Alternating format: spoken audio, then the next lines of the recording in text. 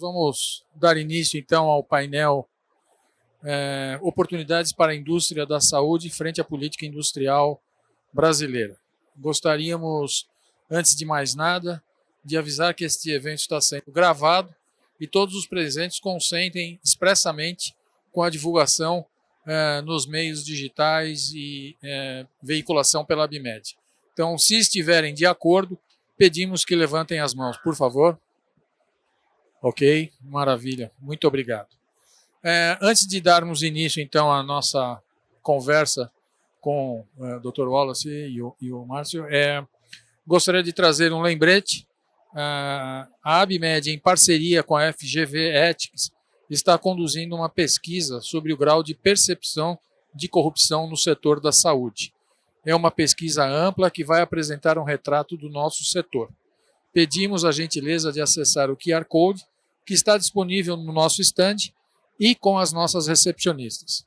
É muito importante termos volume e diversidade de respostas. Muito obrigado.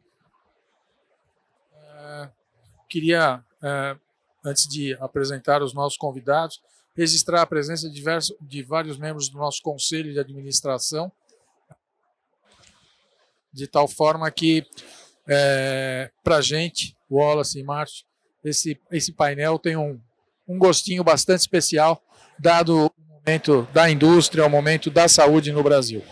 Então, indo à apresentação, o Wallace Moreira é secretário de Desenvolvimento Industrial, Inovação, Comércio e Serviços do MEDIC, mestre e doutor em Desenvolvimento Econômico pelo Instituto de Economia da Universidade Estadual de Campinas, foi consultor do Banco Interamericano de Desenvolvimento, pesquisador visitante do Korea Institute for International Economic Policy e pesquisador convidado do Russian Institute for Strategic Studies e consultor da Comissão Econômica para a América Latina e o Caribe, CEPAL.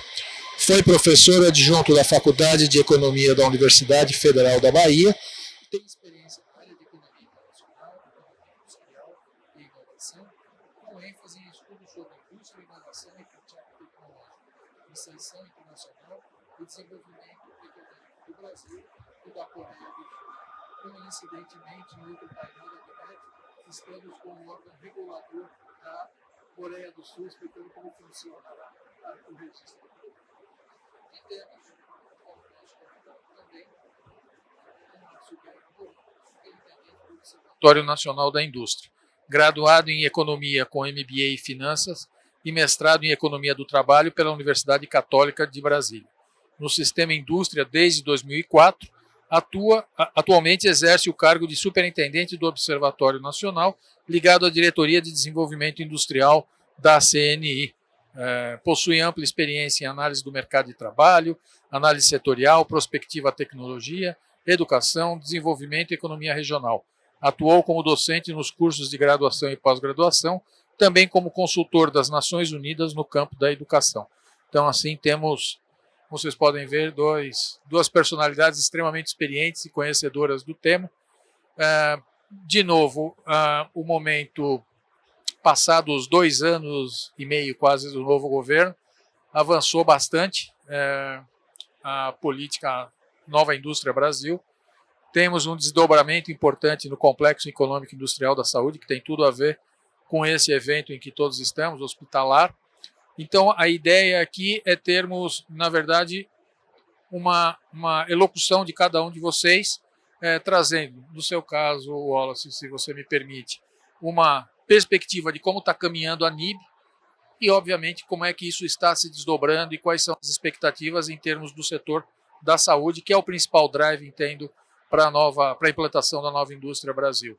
E depois, Márcio, a gente queria ouvir a CNI, como é que a indústria está vendo essa perspectiva, como é que estão avançando os programas, qual a percepção que a gente tem sobre o assunto. Então, Wallace, por favor. Bom, boa tarde a todos. Queria agradecer o convite da ABIMED, na pessoa do Fernando. Fazer aqui o prazer de estar dividindo esse painel com o Márcio, né? Bom, eu vou fazer só uma contextualização da Nova Indústria Brasil, para a gente entender em que estágio atual ela se encontra, tá? Então, no primeiro momento, é importante só retomar que o Complexo Econômico e Industrial da Saúde ela é uma missão específica, né, da NIB. É a única cadeia produtiva que a gente tem uma missão específica. As demais são mais genéricas. Você pegar a missão 1, cadeias agroindustriais, pega a missão 2, que é o Complexo da Saúde, mas a missão 3, infraestrutura, saneamento, moradia, mobilidade. A missão 4, transformação digital, que é transversal em toda a estrutura produtiva, qualquer setor produtivo. A missão 5, transformação ecológica, também ela é mais ampla. E a missão 6 são tecnologias para interesse e soberania nacional. Então, o Complexo Econômico e Industrial da Saúde ela tem uma missão específica, até porque ela tem uma prioridade do governo, né? Enquanto política pública, principalmente porque ela reflete bem o objetivo da nova indústria Brasil. Qual que é? É que a política industrial, e esse é um debate muito importante, a política industrial ela não pode ter como finalidade em si a indústria. Ela precisa ter como objetivo atender uma demanda da sociedade. Talvez por isso, eu acho, pelo que eu acompanho, já estudei um pouquinho de política industrial, no Brasil tem uma resistência muito grande à política industrial, né? Se você conversar com qualquer pessoa na Coreia, a política industrial faz parte do cotidiano do coreano, né? Se você conversa na China, qualquer país asiático, política industrial faz parte do cotidiano. É diferente no Brasil. A política industrial parece algo, de certa forma, criminalizado, né, no Brasil. E, principalmente, os instrumentos de política industrial são criminalizados. Então, o Complexo Econômico e Industrial da Saúde, na verdade, quando a gente construiu a NIB, sob a liderança do vice-presidente, a gente tinha uma perspectiva ali de trazer para o governo, primeiro, que a política industrial ela tem como objetivo atender uma demanda da sociedade. Então, o Complexo Econômico e Industrial da Saúde, ele cumpre essa função por quê? Quando você implementa uma política industrial, por exemplo, de verticalização de cadeia produtiva, de inovação, em última instância, você está protegendo a vida das pessoas. Basta pegar a balança comercial brasileira hoje, né, de dispositivos, se eu não estiver equivocado, gira em torno de 15 bi de déficit. E isso aumenta. É só você aumentar o investimento que a tendência à importação aumenta. Pega a balança comercial do Brasil de 2024, você vai ver que a importação aumentou 14%, enquanto as exportações 2%. E é da própria dinâmica cíclica da economia brasileira, ao crescer, você aumentar o coeficiente, a importação, dado o coeficiente, dado a deficiência estrutural, o Complexo Econômico e Industrial da Saúde no IFA, equipamentos médicos, de imagem, mostram a fragilidade que é o setor. Então, quando a gente traz isso para uma compreensão do papel de fortalecer o Complexo Econômico e Industrial da Saúde como uma dinâmica de indústria e inovação e, ao mesmo tempo, atender a sociedade, eu acho que a gente traz as melhores características de uma política industrial, né? De uma política pública, nesse caso aqui é uma política industrial. Ao estabelecer como prioridade a missão 2, alguns instrumentos foram criados e estabelecidos. Primeiro, o agronegócio, só para contextualizar também isso, o agronegócio é um setor que é sucesso, é inquestionável. Né? É inquestionável o papel que o agronegócio tem no Brasil. Agora, essa competitividade, esse crescimento do agro não caiu do céu. Ele foi construído. É um conceito que a gente usa muito em economia industrial. Quer dizer, olha, vantagem comparativa, vantagem competitiva, você não herda, você constrói. Eu posso herdar terras, a água potável, mas tornar isso uma vantagem competitiva, você precisa construir. Então, o agronegócio hoje ele é intensivo em tecnologia, ele é competitivo, porque teve política pública para isso.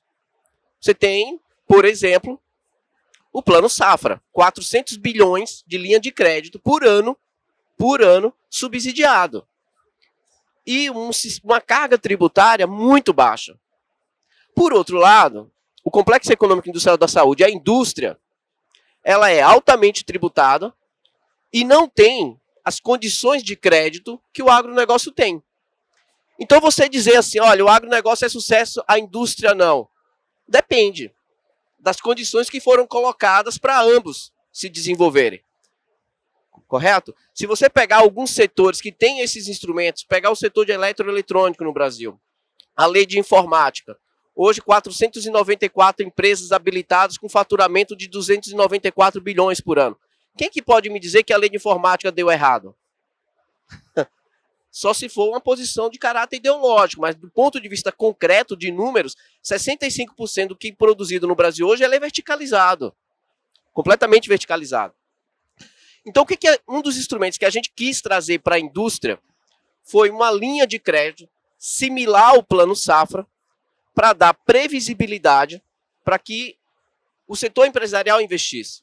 E hoje, na Nova Indústria Brasil, Fernando, nós temos o Plano Mais Produção, que é um conjunto de linha de crédito por parte dos bancos públicos, BNDES, FINEP, Embrapib, Caixa Econômica, Banco do Brasil, BNB e Basa. Isso totaliza, até hoje, que na próxima semana a gente vai divulgar novos valores, de 507 bilhões de linha de crédito de 2023 até 2026 para a indústria, especificamente para a indústria, para 6 missões. Desses 507 bilhões, tem uma linha de crédito que ela é a mais adequada para a indústria, e em particular para o Complexo Econômico Industrial da Saúde, que é a linha de crédito de 80 bilhões, que a gente fala ATR, taxa referencial 2%, 1,7%, mas spread vai dar mais ou menos 4% ao ano. Se você pegar a inflação de 4,5%, 4,7%, a gente está falando de crédito com taxa de juros negativa, reais, né? Essa linha de crédito, ela é a mais adequada para o setor do Complexo Econômico Industrial da Saúde. Por quê? A gente está falando de um setor que é um dos setores com maior nível de intensidade de investimento em P&D, como proporção do faturamento, e, simultaneamente, por definição, como é um setor que está na fronteira da inovação, você tem dois aspectos que precisa ter crédito com taxas de juros adequadas para estimular o setor privado a investir, que é incerteza e risco. Eu sempre costumo dizer, inovação, ela tem como inerente a incerteza. E isso também o risco. O risco, eu posso colocar o modelo econométrico, o Márcio conhece bem isso, e eu posso fazer um cálculo. Qual que é o risco do investimento? Mas a incerteza, eu nunca vou conseguir acertar aquilo. Vou dar um exemplo.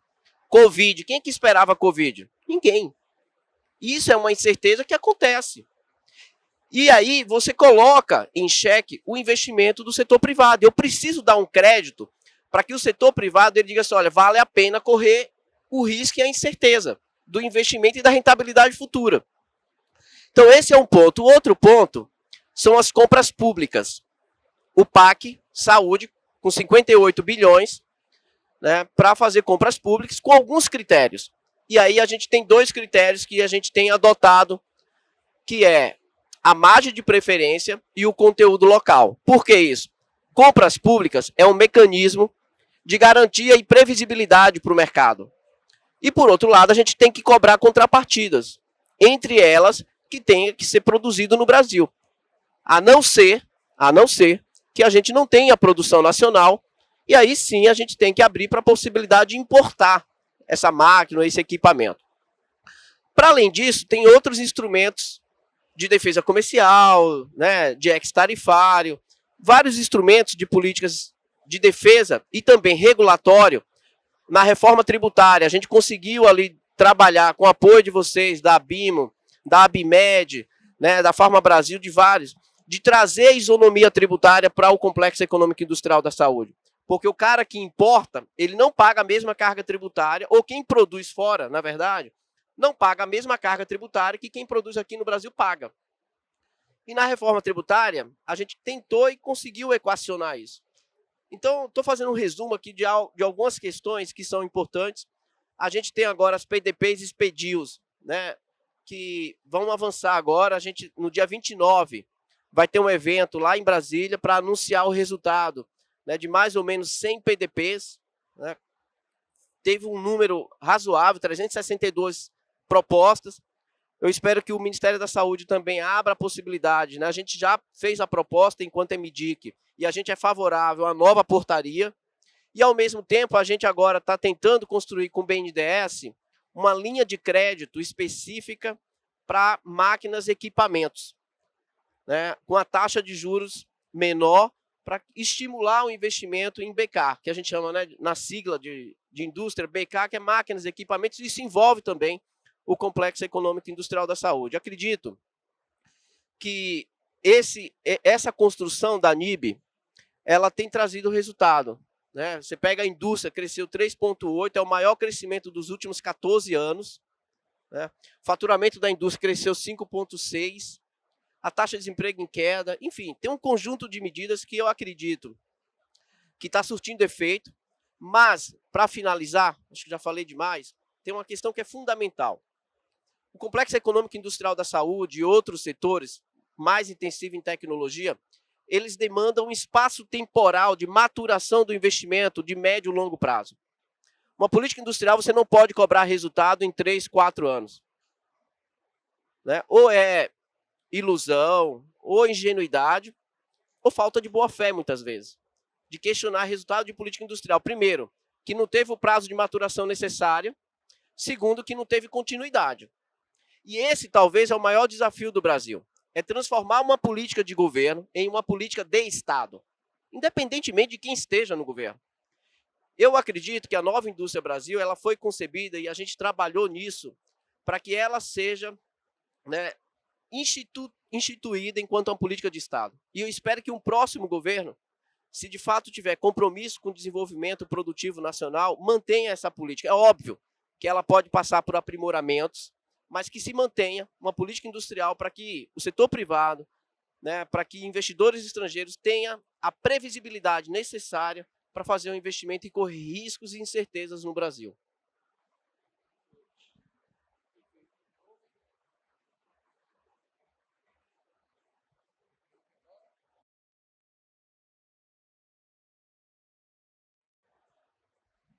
Obrigado, Wallace. Bom, tem alguns pontos, Wallace, que você trouxe que são muito relevantes. Eu só queria trazer alguns comentários adicionais, porque a gente está falando de indústria aqui na Abimed. Durante muito tempo, a Abimed foi identificada como sendo uma entidade que representava fundamentalmente importadores, o que não é verdade.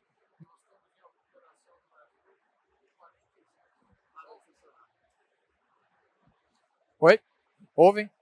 Temos em atividade no Brasil 47 plantas industriais, o que faz, e grande parte delas, produzindo itens que não são, de forma alguma, equiparáveis à produção nacional atual.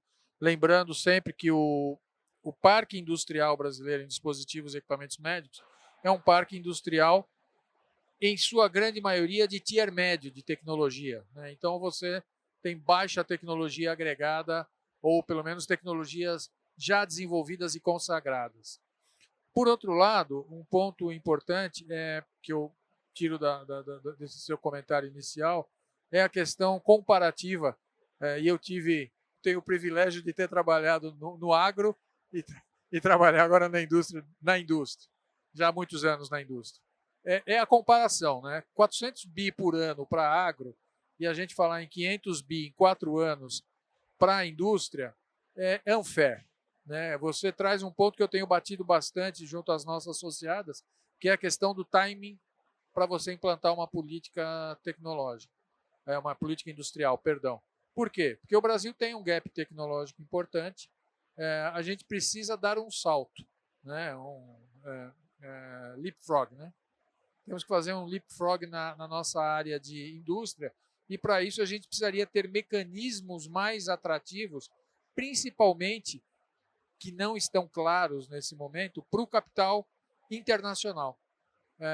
Justamente para que as empresas detentoras de tecnologia de ponta corram o risco de vir para o Brasil, mesmo considerando que ainda temos uma larga exposição à insegurança jurídica. Quando você fala de política de governo para política de Estado, é isso. Né? Você botar uma indústria de pé greenfield, para você começar a ver retorno, 7, 8 anos.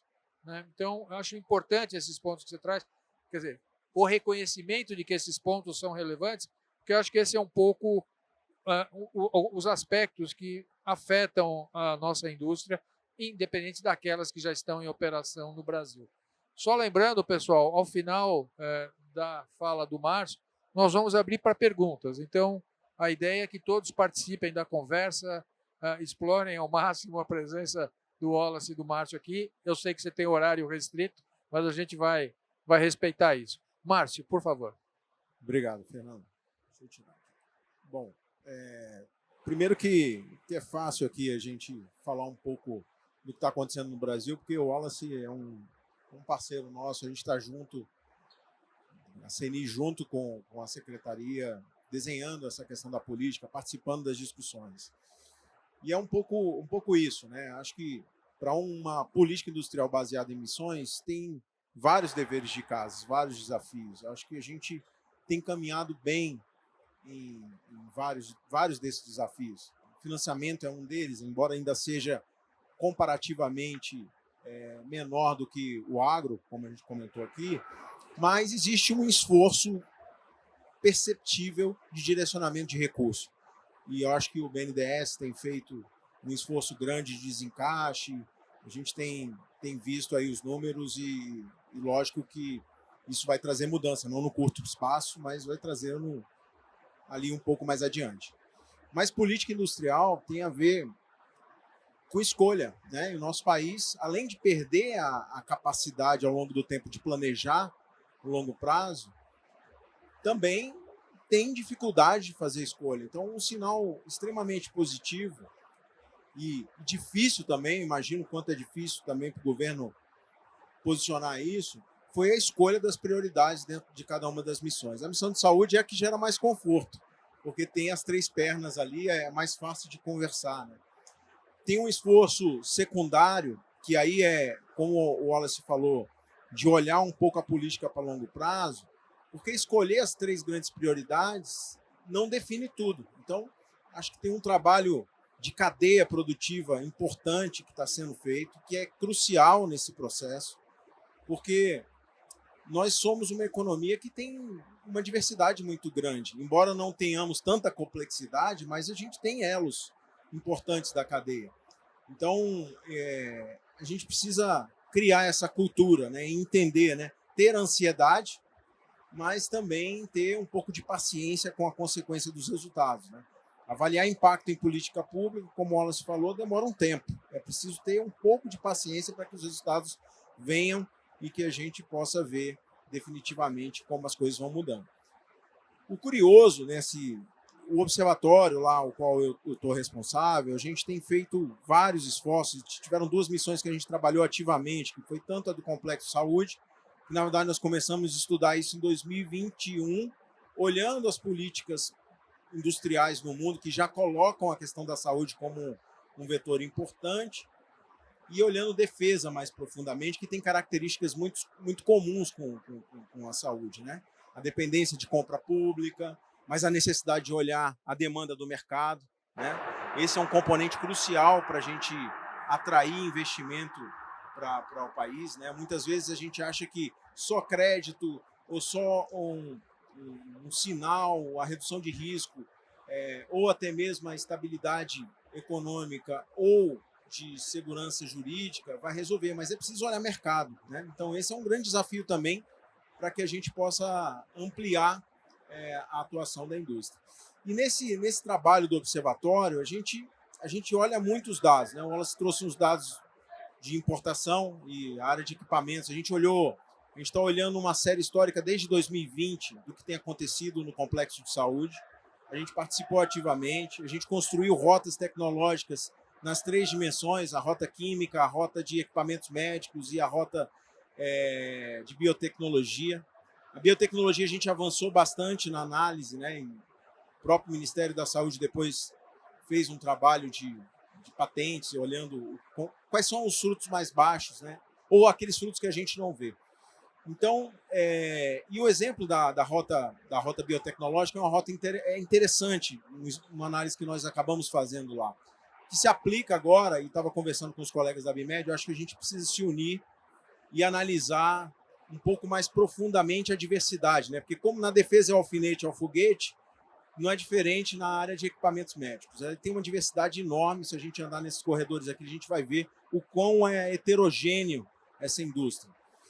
Mas pegando esse gancho da rota biotecnológica, a gente olhou, equipamentos médicos tem crescido, o déficit da balança comercial tem crescido a 9% ao ano. Biotech tem crescido a 13,4%, né? A rota química cresce de uma maneira mais lenta ali. E aí quando a gente vai olhando, né, olhando o conceito básico tão criticado da substituição das importações, mas olhando o que está acontecendo, mesmo de forma agregada, com toda a dificuldade no nível de produto, a gente começa a perceber que existem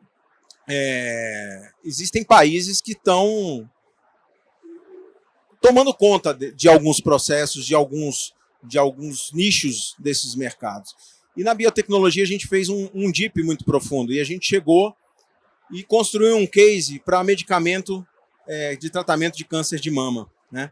E aí a gente foi olhar os pipelines de pesquisa, de desenvolvimento, de P&D desse medicamento no mundo, as pesquisas já em etapa humana, com a corrida de patente chinesa e americana, e a gente vê que a China tem uma velocidade absurda, os Estados Unidos está atrás, já está depois, já está em segundo lugar aí no registro de patentes. E aí quando a gente vai olhar o pipeline de pesquisa, a gente vê que essas pesquisas na China ainda têm uma efetividade menor, mas estão correndo atrás disso, os americanos muito avançados. E a gente fez a seguinte pergunta, vem cá, e o Brasil tem chance nessa corrida? Porque a biotecnologia